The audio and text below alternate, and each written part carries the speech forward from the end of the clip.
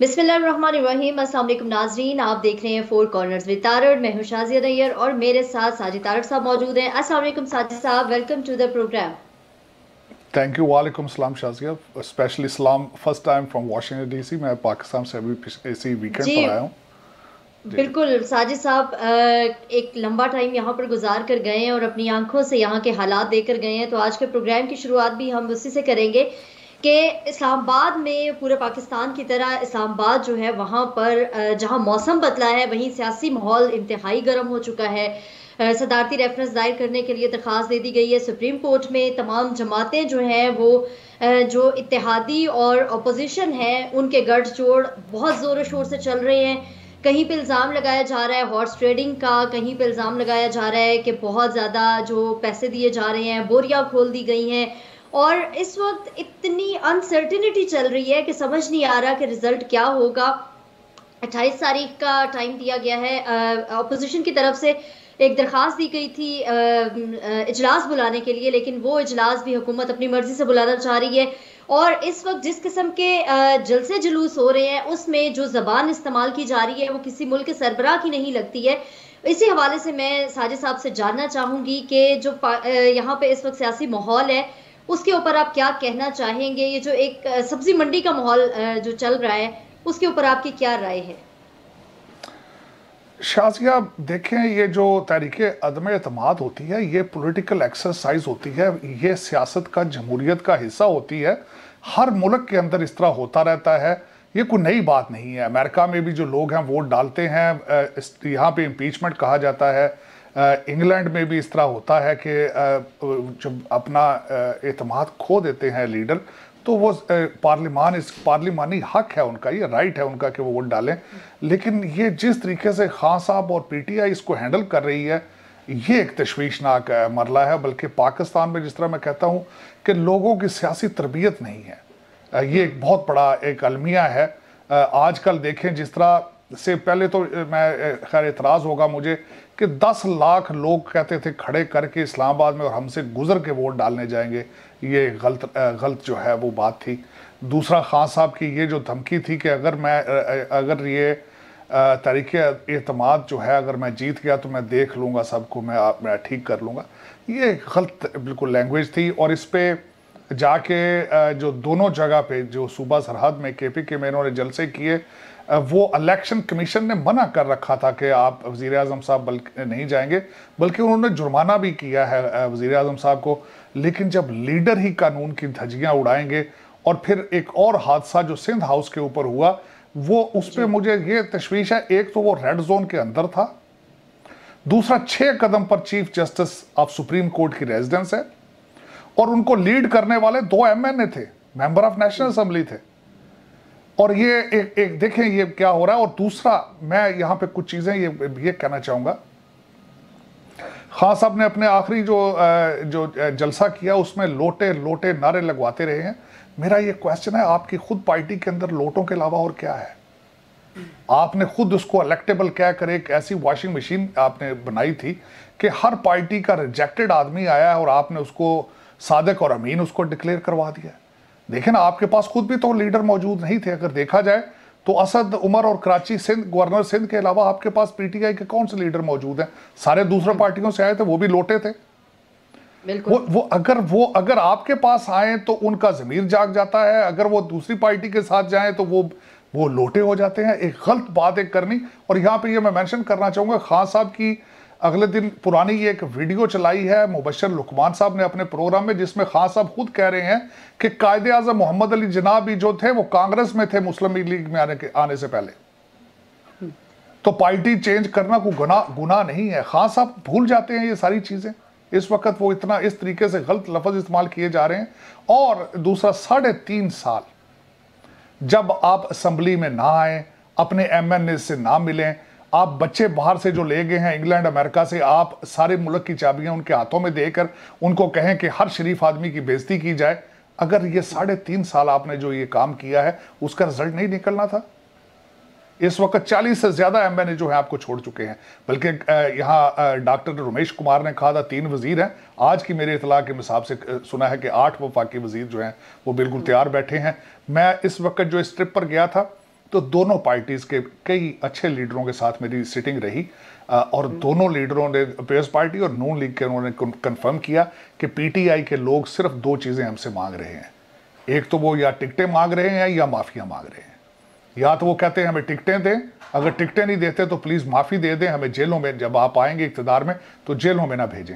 तो आपने जिस तरीके से उनके साथ नैब का, अपोजिशन के साथ जो नैब ने सलूक किया, जिस तरह आपने बशीर मेमन को कहा कि आप जाके इन पर मुकदमात बनाएं, जिस तरीके से आपने एफआईओ को यूज किया इनके खिलाफ, जिस तरीके से हर इंस्टीट्यूशन को आपने इस्तेमाल किया, राना सलाउल्लाह के ऊपर आपने हीरोइन जब डाली तो क्या ख्याल है वो अब उनकी हुकूमत आएगी तो आप पर नहीं वो डालेंगे, आपसे नहीं पूछेंगे कि आप जो करते रहे आप तैयारी करें उसकी। मैं समझता हूं आज मैं इस मौके पर बल्कि खासकर ये कहूंगा, लोग बताने सबसे ज्यादा इमरान खान साहब को मरवाया है तो इनके जो नातजर्बाकार एडवाइजर थे उन्होंने मरवाया। अब मैं बताना चाहता हूं कि आज बहुत अच्छी एक आर्टिकल मेरी नजर से गुजरा जावेद चौधरी साहब का। उन्होंने फ्रांस के अंदर चार्ल्स डिगाल की मिसाल दी कि चार्ल्स डिगाल, जब जर्मनी ने फ्रांस के ऊपर कब्जा कर लिया था सेकेंड वर्ल्ड वॉर में, तो चार्ल्स डिगाल ने वहां पे एक छापा मार मुहिम चलाई और फ्रांस को आज़ादी दिलवाई। लेकिन 1946 में वो जब कुछ और नया कॉन्स्टिट्यूशन बनाना चाहते थे तो उनके कई करीबी साथियों ने उनकी मुखालफत शुरू कर दी। तो उन्होंने क्या किया कि उन्होंने फौरन हर चीज़ को छोड़कर अपने गांव में शिफ्ट हो गए।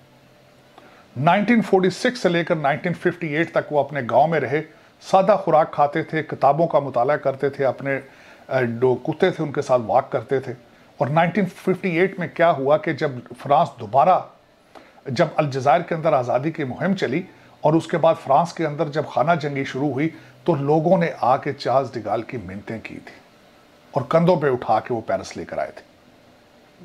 तो मसला ये बताने का मकसद ये था कि इनके एडवाइजर इनके अच्छे होते तो इनको कहते कि बाइज्जत तरीके से घर चले जाएं, और नून लीग और पीपल्स पार्टी फिर दोबारा जब एक दूसरे का गिरेबान पकड़ेंगे तो लोग आप घर से उठा के, कंधों पे उठा के इस्लामाबाद ले गए आएंगे। लेकिन इनके मशवरा देने वाले, इनके जो नातजर्बाकार अमीर लोगों के बच्चे जो बरतानिया और अमेरिका से लेकर गए थे, ये चाहते हैं कि खान साहब जलीलो रुसवा होकर निकलें और सियासत इनकी खत्म हो जाए। खान साहब का मुस्तकबिल या लंदन में होगा या मुकदमात में होगा, ये चाहते हैं इनके एडवाइजर के यही हो इनके साथ। और ये सियासत में बिल्कुल जमहूरियत में ऐसा नहीं होना चाहिए, सब्र और तहम्मुल होना चाहिए। मैं समझता हूँ कि मुझे आज भी याद है, मैं मिसाल दूंगा काफ लीग वाले जिनको किंग्स पार्टी भी कहा जाता है, कि जब वो नून लीग अपने बिल्कुल इक़्तिदार के हालात में ख़राब थी, हमजा शहबाज शरीफ की मदद करते रहे। नवाज शरीफ साहब का एक बच्चा बीमार हुआ सऊदी अरेबिया में, उन्होंने उस वक़्त सऊदी अरेबिया से उसको लंदन जाने की इजाज़त लेकर दी। और एक और वाक़या मैं बयान करूंगा कि जब जनरल ज़ियाउल हक साहब की डेथ हुई तो उनकी फैमिली के पास रहने के लिए कोई जगह नहीं थी, तो जब तक उनका अपना घर नहीं बना तो चौधरी फैमिली ने वेस्टेज में अपना घर खाली करके ज़ियाउल हक की फैमिली को दिया। तो लोग अपने मुखालफिन के साथ भी ऐसा सलूक करते हैं। खान साहब को बिल्कुल ये बताने वाले नहीं बताते। एक उनके बशीर ऐसे हैं कि वो ऐसी ज़बान इस्तेमाल कर रहे हैं जो मैं यहाँ पे मुझे शर्मिंदगी होती है उनकी चीज़ों को मेंशन करते हुए भी। उन्होंने ऐसी ज़बान इस्तेमाल की है ख़ासकर डॉक्टर रमेश कुमार के ख़िलाफ़, जो कि पाकिस्तान की एक माइनॉरिटी के MNA है। मैं अफसोस के साथ आज तक ऐसी रवश नहीं थी जो खान साहब ने इंट्रोड्यूस कराई है। रियासत मदीना में खान साहब ऐसे नहीं होता, लोगों की इज्जत की जाती है। आप जब भी बात करते हैं हज़रत उमर की मिसालों में, आपका क्या ख्याल है हज़रत उमर का एडवाइज़र ऐसी ज़बान इस्तेमाल करता तो उसका सलूक क्या होना था? लेकिन आपके असूल, आपके डबल आपके असूल हैं। आप जलसों में बोलते हैं कुछ और बोलते हैं, आप कैबिनेट में बैठते हैं तो आप कुछ और बोलते हैं। लेकिन अब टाइम बड़ा कम रह चुका है। पाकिस्तान इस जो मैं हालात देख रहा हूँ, अल्लाह ताला माफ़ी दे, अब देखें क्या बनता है।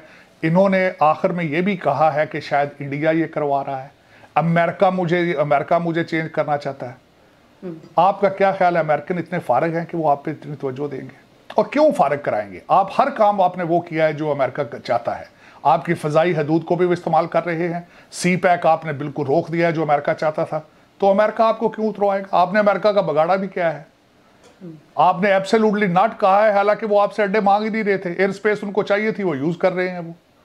तो आप ये क्यों लोगों को मिसगाइड कर रहे हैं? वही पुराना एक तरीका है, या रा पे इल्ज़ाम लगाना, CIA पे इल्ज़ाम लगाना, या किसी और मुल्क पे लगाना। अपनी गलतियों को आप खुद क्यों नहीं तस्लीम करते कि आप 3.5 साल में ना अकाउंटेबिलिटी कर सके हैं, ना आप, मैं और मिसाल देना चाहूँगा कि ना आप अकाउंटेबिलिटी कर चुके हैं, ना आवाम के मसाइल हल कर चुके हैं। मैं एक मिसाल देना चाहूँगा जो खान साहब किस तरीके से अनपॉपुलर हुए, बड़ी पुरानी मिसाल। जवाहरलाल नेहरू जो थे वो महात्मा गांधी के पास गए 1947 के बाद, और उन्होंने एक क्वेश्चन किया, ये बड़ा सुनने वाली बात है। उन्होंने कहा कि मुझे कोई ऐसी चीज़ बताएं जिसकी वजह से मैं भारत का एक पॉपुलर वजीर आज़म बन जाऊं। तो महात्मा गांधी ने कहा था कि 3 चीज़ों की कीमत कभी ना बढ़ने देना। वो 3 चीज़ें क्या थी? उन्होंने कहा आटा, साइकिल और सिनेमा की टिकट। उसकी वजह यह है कि गरीब आदमी रोटी खाता है, उसकी प्राइस ना बढ़ने देना। गरीब की सवारी क्या है? साइकिल है, उसकी प्राइस ना बढ़ने देना। और गरीब आदमी को एंटरटेनमेंट चाहिए शाम को, तो सिनेमा की टिकट ना बढ़ने देना। ये 3 गोल्डन असूल महात्मा गांधी ने बताए थे नेहरू को, और उन्होंने उसके ऊपर अमल किया था। अब खान साहब से पूछें तो इस पे आप चीनी माफिया, आटा माफिया, बिजली माफिया, क्या किन किन माफिया की बात की जाए। और अकाउंटेबिलिटी की हालत यह है कि हर एक को एनओआर दिया है। नवाज शरीफ साहब, असद उमर साहब फरमा चुके हैं कि इनकी मीटिंग, कैबिनेट मीटिंग में इमरान खान साहब ने खुद नवाज शरीफ साहब के बाहर जाने की इजाज़त दी थी। और जरदारी साहब को भी एनआरओ दे रखा है, वो बड़े मज़े से हुकूमत कर रहे हैं सिंध के अंदर। लेकिन लोगों के लिए कि ये चोर हैं, डाकू हैं, लेकिन आप जब इस्लामाबाद में अपने टेबल पर बैठते हैं तो आपको नज़र नहीं आता कि ये डाकू हैं, चोर हैं। आपने हर काम के लिए रेफरेंस जो है, सदारती रेफरेंस, वो अपनी जेब में रखा हुआ है, वो निकाल देते हैं। लेकिन एक ही चीज़ के लिए रेफरेंस नहीं निकाला कि करप्शन को किस तरीके से ख़त्म किया जाता है। ये आपको नहीं पता था इस बात का। अगर नहीं पता था तो ये लोगों से वादा क्यों किया था आपने? आपको पता था आप नौकरियां नहीं क्रिएट कर सकते तो वादा क्यों किया था? आपको जब पता था कि इस मुल्क के अंदर घर नहीं बन सकते तो क्यों किया था? आपने खुद कहा है कि मैं तब्दीली लाना चाहता था, लेकिन लोग तब्दीली के लिए तैयार नहीं है। आपने हर चीज़ के लिए आवाम को बिल्कुल उसको ब्लेम कर देते हैं।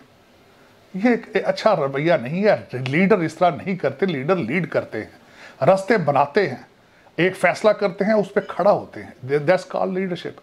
तो इस वक्त पाकिस्तान इज़ इन क्राइसिस। मैं इसके बारे में क्या कहूँ मजीद इस पे कि सियासी, एक बात मैं ये आखिर में ये खासकर पाकिस्तान के सियासी माहौल के रेफरेंस एक बात बताना चाहूँगा जो कि मुझे खासकर बड़ी अच्छी लगी। अगले दिन शहबाज शरीफ साहब ने इसका हल एक बताने की कोशिश की। उन्होंने कहा है कि एक ऐसी अबूरी हुकूमत बनाई जाए जिसके अंदर हर पार्टी से टेक्नोक्रेट लिए जाएँ, ऐसे लोग लिए जाएँ जो करैक्टर के साफ हों और उनको तजर्बा हो, और वो हुकूमत बने, अबूरी हुकूमत 5 साल तक रहे और पाकिस्तान की भलाई के लिए काम करें। वो रिजल्ट ओरिएंटेड गवर्नमेंट होनी चाहिए। मेरे ख्याल में that is a very good solution, the only solution, क्योंकि इस वक्त बिल्कुल आगे डेड एंड है, अंधेरा नज़र आ रहा है, और मेरे ख्याल में पाकिस्तान इस तरह के मजाक का मुताबिल नहीं हो सकेगा। अच्छा साजिद साहब, इस ओआईसी को इतनी अहमियत देने की क्या वजूहात हैं? ये वही ओआईसी है जिसका पाकिस्तान ने बाइकआउट भी किया, ये वही ओआईसी है जिसमें भारत को इजलास में शिरकत के लिए बुलाया गया। इसके साथ साथ ये वही ओआईसी है जिसको कभी कश्मीर में कोई जुल्म दिखाई नहीं दिया, सिवाय एक मजम्मती बयान के कभी उन्होंने कोई वहाँ पे स्टेटमेंट नहीं दिया। आज ये ओआईसी इतनी अहमियत की हामिल कैसे हो गई? जब अदम एतमाद पेश हो रहा है तो वो कह रहे हैं कि जी ओआईसी से बड़ा प्लेटफॉर्म कोई हो ही नहीं सकता है, और ओआईसी को के इजलास को जो है वो ख़राब नहीं होना चाहिए। ओआईसी सबसे इम्पोर्टेंट है। देखिए, ओआईसी एक सऊदी अरेबिया का एक प्रोपेगेंडा टूल है, इसके अलावा वो कुछ भी नहीं है। आपने बिल्कुल सही फरमाया कि ओआईसी अपनी अफादियत खो चुकी है। उसकी वजह यह है, आज की बात नहीं है, ना वो फ़लस्तीन के साथ खड़े हो सके हैं, ना वो सीरिया के मुसलमानों को बचा सके, ना वो यमन के बारे में कुछ कर सके हैं, ना वो इंडिया के कश्मीर के मुसलमानों के लिए कुछ कर सके हैं, ना वो बर्मा को कुछ डिलीवर कर सके हैं। तो सिर्फ एक प्रोपेगेंडा टूल है जिसको मुख्तलिफ ताकतवर मुसलमान मुल्क अपने प्रोपेगेंडा के लिए इस्तेमाल करते हैं। ये बनाई गई थी यूनाइटेड नेशंस को काउंटर करने के लिए, मुसलमानों के लिए, एक मुसलमान ममालिक को एक प्लेटफॉर्म देने के लिए, लेकिन बड़ी बुरे तरीके से फेल हो चुके हैं। इस वक्त जो ममालिक हैं अपने अपने ज़ाती मफाद की बेसिस पर डिसीजन लेते हैं। ओआईसी जो एक मुस्लिम उम्मा का कॉन्सेप्ट था वो ख़त्म हो चुका है। इसी ओआईसी की लीडरशिप के से तंग आकर तैयब अर्दगान साहब अपना टर्किश उनको सऊदी उनको थ्रेट लेते हैं। इसी तरीके से एक जो मूवमेंट चली थी टर्की, मलेशिया और इंडोनेशिया, जिसके बारे में खान साहब ने भी कहा था कि शामिल होंगे, फिर सऊदी अरेबिया की कॉल पर डर के बैठ गए। लेकिन ये उसी एक ओआईसी एक अपनी अफादियत खो चुकी है बिल्कुल। बिलखसूस यहाँ पे आपने जिस तरह कहा कि उन्होंने अपने इजलास में इंडिया के फॉरेन मिनिस्टर को बुलाकर वो उन्होंने उनको स्पीच की इजाज़त दी, और कश्मीर तक आज तक कश्मीर पे कोई स्टैंड नहीं ले सके। और उससे बढ़कर ये है कि जब पाकिस्तान में अब से कुछ अर्सा पहले अफगानिस्तान के बाद बुलाया गया इनको, तो $1 भी नहीं उन्होंने अफगानिस्तान को दिया, उन्होंने मुसलमान ममालिक ने। तो इस वक्त क्यों इतनी इंपॉर्टेंट है, उसकी वजह ये है, मैं बताना ये चाहूँगा। उसकी वजह ये है कि आज एक तो टाइमिंग, पाकिस्तान जो तहरीक अदम एतमाद पेश हो रही है उसकी वजह से, और दूसरा उसकी इसको इस्तेमाल किया जा रहा है एक तो प्रोपेगेंडा के लिए, लोगों की टेंशन डिवाइड करने के लिए, और ध्यान दूसरी तरफ करने, और इस आजकल की डेटें जो हैं उसको इस्तेमाल करने के लिए इसको इस्तेमाल किया जा रहा है। वरना मेरे ख्याल में पाकिस्तान को कोई फ़ायदा नहीं होगा OIC का, बल्कि पाकिस्तान के पैसे खर्च होंगे, लोगों के कारोबार स्लो हो जाएंगे, स्कूलों में छुट्टियां होंगी, नुकसान। इस OIC से कुछ भी निकलना पड़ना कुछ नहीं है। मैं I am not a big fan of this organisation at all, क्योंकि इन्होंने मुसलमानों के मसाइल को हल करने में कोई भी एक काबिल कदर जो है उन्होंने अपना रोल अदा नहीं किया। अफसोस के साथ कहा जा रहा है, कहूँगा कि OIC हैज़ फेल्ड। कोई मैंडेट नहीं है स्वाय सऊदी प्रमोशन, उनके अपने प्रोपेगेंडा को प्रोपेगेट करते हैं। अच्छा साजिद साहब, भारत की आज़ाद खारजा पॉलिसी के ऊपर हमारे वज़ीर आज़म इमरान खान साहब ने बहुत बड़ा स्टेटमेंट दिया है कि मैं दाद देता हूँ भारत की आज़ाद खारजा पॉलिसी की। एक तरफ वो अमेरिका का इत्तेहादी है, दूसरी तरफ रूस से वो आज़ादाना तेल भी ख़रीद रहा है। एक जानिब उनकी तरफ से ये भी कहा गया है कि दूसरी तरफ भारत की तरफ से इस स्टेटमेंट को, वज़ीर आज़म इमरान खान के स्टेटमेंट को ब्रेकिंग न्यूज़ के तौर पर चलाया जा रहा है, और ये कहा जा रहा है कि ये भारत की आज़ाद खारजा पॉलिसी की कामयाबी का एतराफ़ है जो हमसाया मुल्क की तरफ से किया जा रहा है। आज खान साहब को भारत की आज़ाद खारजा पॉलिसी नज़र आ रही है, जबकि जब ये लोग इक़्तिदार में आ रहे थे, इलेक्शंस हो रहे थे, अपने हर जलसे में इन्होंने कहा कि हम पाकिस्तान की खारजा पॉलिसी पे काम करेंगे। लेकिन आज हम ये देख रहे हैं कि पाकिस्तान बिल्कुल अकेला है, उसके साथ कोई खड़ा होने को तैयार नहीं है, सिवाय एक चाइना के पाकिस्तान को कोई सपोर्ट नहीं कर रहा है। ये खारजा पॉलिसी थी जो कि खान साहब लेकर आना चाह रहे थे, और आज वही खान साहब जो हैं वो भारत की आज़ाद खारजा पॉलिसी की तारीफ भी कर रहे हैं। खान साहब के अपने एक एडवाइज़र मोईद यूसुफ साहब ने कहा था कि जब तक पाकिस्तान मुआशी तौर पर आज़ाद नहीं होगा, कभी उसकी फॉरेन पॉलिसी आज़ाद नहीं हो सकती, जिस पे मैं 100% बिलीव करता हूँ। आप लोगों से पैसे मांगते हैं, जब पैसे मांगते हैं तो जाहिर है उनका इन्फ्लुएंस, उनकी बातें भी माननी पड़ती हैं। ये कोई ढकी छुपी बात नहीं है। मेरे ख्याल में खान साहब अपने आप को ये एक ऐसा नक्शा पेश करने की कोशिश करते हैं कि शायद वो अमेरिका से के ख़िलाफ़, आप एक तरफ तो IMF का पैकेज लेने के लिए बैठे हैं, एक तरफ आप IMF के लिए अपनी लेजिस्लेशन, अपनी वो कानून में तब्दीलियाँ कर रहे हैं, और दूसरी तरफ आप कहते हैं कि आप अमेरिका के चुंगल से आज़ाद होना चाहते हैं, आपकी आज़ाद फॉरेन पॉलिसी है। बल्कि बहुत बड़ा कन्फ्यूजन है, कंट्राडिक्शन है। यहाँ मैं चाइना की फॉरेन पॉलिसी के बारे में बताना चाहूँगा कि चाइना का फॉरेन पॉलिसी का एक हिस्सा है कि वो अपना इंटरेस्ट बेस जो भी डिसीजन करते हैं, वो वॉलंटियर बेस पे डिसीजन नहीं करते, वो आपकी मदद नहीं करते जब तक उनको पैसों का लालच ना हो, या वो कोई भी ऐसा डिसीजन नहीं लेंगे जिससे उनके कस्टमर खराब हो। उनके कस्टमर कौन है? भारत भी उनका कस्टमर है, चाइना का, अमेरिका भी उनका कस्टमर है। आपके साथ वो एक लाइन तक जाएंगे, उस लाइन तक जहां उनका मुफाद, उनका इंटरेस्ट खराब ना हो। ये आपकी गलत फहमी है कि वो आपके इंटरेस्ट में बहुत आगे चले जाएंगे। ये बिल्कुल गलत, बल्कि मैं ये समझता हूं कि आपकी हर पॉलिसी के पीछे डॉलर होता है, उसके पीछे पैसे मौजूद होते हैं। जिस मुल्क से आपको पैसे ना लें, आप उसके खिलाफ दुश्मनी शुरू कर देते हैं। ये बैलेंस अप्रोच नहीं है, ये बिल्कुल बैलेंस अप्रोच नहीं है। आप रशिया चले गए, बड़े गलत मौके पर गए, उसके असरात आप तो चले जाएंगे, पाकिस्तान उसकी प्राइस पे करेगा। आप कभी भी कोई आज़ाद फॉरेन पॉलिसी के लिए आज़ाद मुआशी पॉलिसी बहुत ज़रूरी है, जिस पे ना आपने तवज्जो दी है, ना 74 साल में किसी और ने तवज्जो दी है। आपको पता था कि पाकिस्तान की ज़रूरतें क्या हैं, एक्सपोर्ट बढ़ानी चाहिए थी आपको, वहाँ पे तालीम बढ़ानी चाहिए थी, इंफॉर्मेशन टेक्नोलॉजी की तालीम बढ़ानी चाहिए थी, लेकिन आपने अफसोस है कुछ भी नहीं किया। आप मुल्क को बिल्कुल जिन रस्तों पे आप 3.5 साल आप घूम रहे हैं, जिस तरीके से आपके जो बच्चे, जो आपने अमीर लोगों के बच्चों को करप्शन में एंगेज रखा है, ये स्टोरियाँ चलेंगी। जब केस बनेंगे तो पता चलेगा। हमें वाशिंगटन DC तक इनकी चीखों की आवाज़ आ रही है लोगों की, लेकिन आपको इस्लामाबाद में सुनाई नहीं दे रही चीखें। महंगाई का जो एक तूफान आया है, आपको पता था ये तूफान आना है, लेकिन आपने उसके लिए कुछ नहीं किया। आपको पता था कि इसहाक डार इन महंगाई को किस तरह कंट्रोल करते थे, नवाज शरीफ इस महंगाई को किस तरह डील करते थे, आपको भी चाहिए था कुछ करते। आप उस पर तवज्जो नहीं दी आपने। आपके लोग जो थे, आपके एडवाइज़र मुल्क चलाते रहे, आपने मुंतखब नुमाइंदों को इज़्ज़त नहीं दी, इसीलिए इस वक्त बहुत सारे आपको इस तरह छोड़ रहे हैं कि लाइनों में लग के लोग आपको छोड़ रहे हैं। और यही होना था अल्टीमेटली। जब आप बैड गवर्नेंस थी और उसको छुपाने के लिए आपने इस्लामिक कार्ड इस्तेमाल करना शुरू कर दिया, कितना अर्सा करेंगे? पहले भी होता रहा है, आज आप भी कर रहे हैं, लेकिन अब इस पे बच नहीं सकेंगे आप, क्योंकि महंगाई का इतना बड़ा सांप जो है वो लोगों को घेर के बैठा है कि सुबह की खाते हैं तो शाम की फिक्र पड़ जाती है। 3 टाइम का खाना अब लग्जरी है पाकिस्तान में। बहुत ज़्यादा लोग जो हैं वो 3 वक्त का खाना अफोर्ड नहीं कर पा रहे। और आप इस वक्त इस्लामाबाद में बैठे हैं और रियासत मदीना के गीत गा रहे हैं। लेकिन ये है कि मैं ये भी बताना चाहूँगा कि हज़रत उमर के दौर में जब कहत आया था तो चोरी की सज़ा माफ़ कर दी गई थी। मेरे ख्याल में पाकिस्तान में वो हालात आने वाले हैं जिस हालात से पाकिस्तान चल रहा है। अच्छा साजिद साहब, रूस की तरफ से इल्ज़ाम लगाया जा रहा है कि अमेरिका यूक्रेन की जंग का हिस्सा है। वहाँ पे ना सिर्फ ज़मीनी फोर्स के तौर पर भी अमेरिका यूक्रेन की मदद कर रहा है, बल्कि एमिनेशन की सप्लाई भी जारी है। इसके साथ उनका ये भी कहना है कि यूक्रेन की इतनी पावर नहीं थी कि उसे नेटो का हिस्सा बनाया जाता, लेकिन यूरोपीय यूनियन और अमेरिका की तरफ से इसको सपोर्ट किया जा रहा है, सपोर्ट मिले। काफ़ी हफ्ते हो गए हैं, जंग लगी हुई है, लेकिन रूस को वो कामयाबी हासिल नहीं हो पा रही जिसका रूस ने दावा किया था। तो वो ये भी कह रहे हैं कि वहाँ पे अमेरिका है जिसकी वजह से वो कामयाबी हासिल नहीं हो रही। आप इस हवाले से क्या कहना चाहेंगे?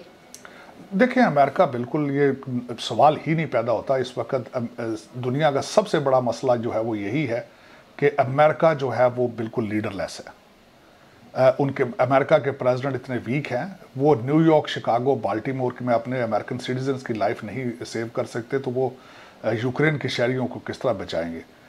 हालात ये हैं, ज़रा गौर से सुने आप इस बात को, कि अमेरिका एक तरफ से कहता है कि यूक्रेन को असला दिया जाए, सब दिया जाए, दूसरी साइड पर रशिया के साथ खड़े हैं क्योंकि रशिया ईरान के साथ उनकी डील बनाने के लिए उनकी सपोर्ट कर रहा है। तीसरा ये है कि इन्वायरमेंटल जो लॉज हैं उसमें पुतिन जो रशिया है वो अमेरिका की सपोर्ट कर रहा है, और बाइडन उनकी सपोर्ट को लूज नहीं करना चाहते। अब एक तरफ खुद उनसे अभी तक यूरोप और अमेरिका अभी तक उनसे तेल खरीद रहा है, और दूसरा अगर चाइना उनकी मदद करे तो इनको तकलीफ होती है। देखें कितना double standard American foreign policy का। लेकिन इस वक्त दुनिया बिल्कुल लीडरलेस है, क्योंकि अमेरिका ही एक वाहिद मुल्क है जो सख्त रखता है, जो अभी तक टूटा फूटा status of sole super power है उसको कैरी करता है, लेकिन वो कर नहीं पाएगा अगर यही हालात रहे, इसी तरह के प्रेसिडेंट आते रहे, जो बाइडन की तरह के, जिनकी कोई ग्रिप ही नहीं है। इनको पता था कि रशिया से अगर तेल लेना बंद करें तो अमेरिका के अंदर इन्फ्लेशन इतना बढ़ जाएगा कि लोग यहाँ चीखेंगे अमेरिका के अंदर, और ये सिर्फ इस वक्त ऑयल कंपनीज उसका फ़ायदा उठा रही हैं। अभी तक रशिया से पूरा तेल लेना बंद नहीं किया, लेकिन ऑयल कंपनीज अमेरिका के अंदर बिलियंस ऑफ डॉलर बना चुकी हैं। लोग यहाँ भी महंगाई की वजह से तड़प रहे हैं, शेल्फें खाली हैं, काम करने के लिए लोग जॉबों पर नहीं आते, और अमेरिका के अंदर गवर्नमेंट क्या कर रही है, डॉलर प्रिंट कर करके उनको पैसे घर में बिठा के दे रही है, जो कि सोशलिस्ट एजेंडा है। इस एजेंडे की बुनियाद बराक हुसैन ओबामा साहब रख के गए थे, और वो बिल्कुल आलमोस्ट सोशलिस्ट और कम्युनिज्म की तरफ जा रहा है तेज़ी के साथ। लोग काम करना भूल चुके हैं। मैं यहाँ पे ये कहूँगा, एक इंसानी जिबिलत है कि अगर आप 21 दिन के लिए कोई भी काम करें तो आपकी आदत बन जाती है। तो आप ये देखें कि इस वक्त अमेरिकन सिटीज़न 2-2 साल से घर में बैठे हैं और अमेरिकन गवर्नमेंट उनको पैसे दे रही है, तो वो काम किस तरह करेंगे, क्यों करेंगे वो? तो यही हालात हैं, इंटरनल प्रॉब्लम इतने हैं। और यूक्रेन का मैंने आपको बताया है कि यूक्रेन के अंदर वो खुद कन्फ्यूज्ड हैं, अमेरिकन खुद नहीं समझते कि क्या होगा। और दूसरा जो यूरोप उस साइड पे है, वो मशरकी यूरोप और मगरबी यूरोप एक 2 ब्लॉक में डिवाइड हो चुका है। मशरकी यूरोप वही है जो बाल्टिक स्टेट्स हैं, जो रूस का हिस्सा थी पहले, वो डर रही हैं कि रशिया उन पर भी आएगा। लेकिन मगरबी रियासतें जिनके अंदर जर्मनी, फ्रांस, इटली हैं, वो और ब्रिटेन है, वो इस चीज़ पे उसका कंसर्न नहीं है, क्योंकि वो समझते हैं कि हम स्ट्रॉन्ग हैं, रशिया हमारे तक नहीं आएगा। तो वो बिल्कुल खामोश हैं, वो बिल्कुल यूक्रेन को उन्होंने तनहा छोड़ दिया है। मशरकी स्टेटें जो हैं वो परेशान हैं, मगरबी मालिक जो हैं, मगरबी यूरोप जो है वो बिल्कुल उनकी वो तेल भी ले रहा है रशिया से, गैस भी ले रहा है, और वो नहीं चाहते कि हमारी इकानमीज ख़राब हों, हमारे शहरी सड़कों पर निकलें। और वो रशिया का साथ दे रहे हैं, वो अपनी चीज़ें प्रोडक्ट्स भी ले रहे हैं। अब रशिया का जब इन्होंने, अमेरिका ने एक जो फाइनेंशियल इनका टूल था स्विफ्ट, उसको जब इन्होंने उनकी बैंकिंग को रोकने की कोशिश की, वीज़ा मास्टर कार्ड ने अपना वहाँ से ख़त्म किया, तो सबसे पहले चाइनीज़ क्रेडिट कंपनीज वहाँ पे गई और इस वक्त चाइना उनकी मदद कर रहा है कई तरीक़ों के साथ। अगले उनसे कमोडिटीज़, गंदम भी ख़रीद रहा है, उनसे तेल भी ख़रीद रहा है, भारत भी उनसे तेल ख़रीद रहा है सस्ता। दूसरे कई ममालिक जो हैं इस वक्त अमेरिका की फॉरेन पॉलिसी की रिस्पेक्ट नहीं करते। और तो और मैं समझता हूँ कि सऊदी अरेबिया के फरमा रवा हैं, वो बाइडन की कॉल तक नहीं ले रहे। इससे ज़्यादा डिसरिस्पेक्ट क्या होंगे। ईरान ने अगले दिन अरबील इराक में अमेरिकन कौंसल जनरल पर हमला किया और अमेरिका उस पर खामोश है, क्योंकि अमेरिका के अंदर जिस वक्त America is leaderless, America is a president less. President जो बाइडन है वो खुद उम्र रसीदा हो चुके हैं, और यही देखा जा रहा है कि इस वक्त भी बराक ओबामा जो हैं वही गवर्नमेंट चला रहे हैं, बराक ओबामा की पॉलिसीज़ चल रही हैं, थर्ड टर्म ओबामा। इनकी पॉलिसी क्या थी कि इनको एंगेज रखा जाए, लेकिन इनके साथ देखें, खुद ही प्रेसिडेंट साहब ने कई दफ़ा कह चुके हैं कि अमेरिका जंग का हिस्सा नहीं बनेगा। जब आपके अपोनेंट, आपके दुश्मन आपको प्रेडिक्ट कर लें और आप अपनी पॉलिसीज़ जो हैं वो टीवी पर बैठ कर लोगों को प्रेस कॉन्फ्रेंस में बता दें, तो फिर आपके हालात यही होते हैं। जो जिस तरीके से इस वक्त सऊदी अरेबिया वाले आपकी कॉल नहीं उठा रहे, इस वक्त आपके यूरोपियन एलाइज आपको छोड़ चुके हैं, इस वक्त और कई ममालिक हैं जो अमेरिका की बिल्कुल फॉरेन पॉलिसी की कोई इज़्ज़त और उसके लिए कोई वक़ार नहीं रहा। ये कोई नया प्रेसिडेंट आएगा तो वही इन चीज़ों को रिस्टोर करेगा, दुनिया के अंदर अमन अमान वही करेगा। वरना इस वक्त अगर रशिया यूक्रेन में जा सकता है तो अगला स्टेप चाइना ताइवान में भी जा सकता है, और दुनिया में कई और ऐसे ममालिक होंगे जहाँ जो सख्ती जिन पे होगी, जिनके नेबर, जिनके पड़ोसी उनके ऊपर आंख रख कर बैठे हैं। तो इसमें इशारा समझने वाली बात है, लेकिन दुनिया का बैलेंस जब तक कोई लीडर नहीं आएगा खराब ही रहेगा। बहुत शुक्रिया साजिद साहब। नाज़रीन आपका बहुत शुक्रिया कि आप लोग हमारा प्रोग्राम देखते हैं। हमें आप फेसबुक और यूट्यूब दोनों पे फॉलो कर सकते हैं, अपना फीडबैक देख सकते हैं। अगले प्रोग्राम तक के लिए मुझे और साजिद साहब को इजाज़त दीजिए। अपना बहुत ख्याल रखिएगा। अल्लाह हाफ़िज़। पाकिस्तान जिंदाबाद।